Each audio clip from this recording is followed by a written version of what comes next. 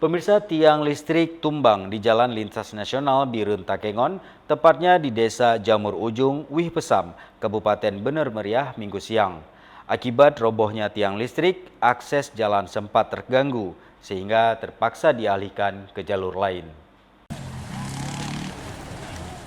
Tiang listrik nyaris mengenai pengguna jalan raya, namun beruntung tidak ada korban jiwa dalam insiden ini. Arus lalu lintas di kawasan Jalan Nasional Birun Takengon sempat macet beberapa saat karena tiang listrik yang tumbang ke badan jalan, sehingga petugas terpaksa mengalihkan arus lalu lintas ke jalur lain. Pengalihan arus lalu lintas terpaksa dilakukan petugas karena selain untuk mengurai kemacetan, juga demi menjaga keamanan pengguna jalan. Pasalnya sejumlah pengendara yang tidak sabar, ada yang nekat menerobos dengan mengangkat sepeda motornya dari kabel listrik yang menutupi badan jalan.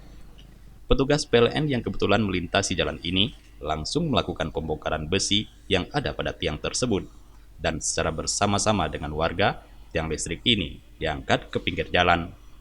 Robohnya tiang listrik diduga karena kurang dalam saat dilakukan penanaman tiang, karena kawasan ini merupakan tanah labil yang bermaterial pasir halus, sehingga sangat mudah roboh, ditambah lagi kawasan ini sempat dilanda longsor beberapa kali.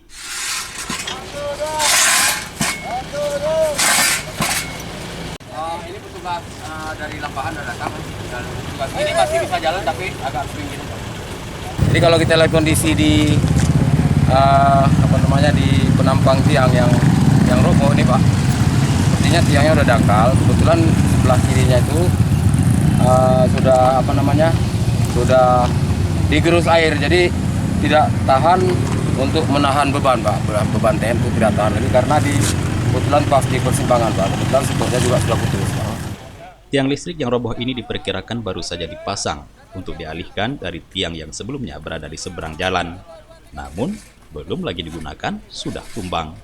Dari Bener Meriah, Tim Liputan Aceh TV melaporkan.